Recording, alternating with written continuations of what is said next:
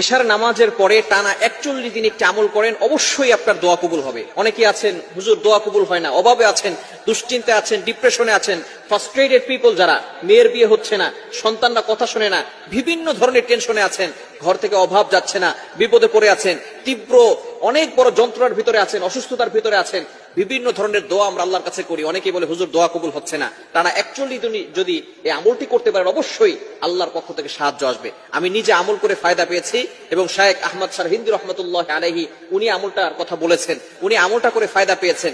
বিশেষ করে অনেকেই কঠিন বিপদের ভিতরে পড়ে থাকেন, এই আমলটি করে যদি আপনি দোয়া করতে পারেন টানা 41 দিন, এশারের নামাজের পরে আমলটি যদি করেন, বিশেষ করে ঘরের ভিতরে অনেক সময় অশান্তি আসে, স্বামী স্ত্রী একসাথে বসে আমলটি করবেন। বিশেষ করে অনেক সময় সন্তানরা কথা শোনে না, বারবার সন্তান বিপথে চলে যায়, আপনি সন্তানকে বলেন ডান পথে চলতে, সন্তান চলে যায় বাম পথে।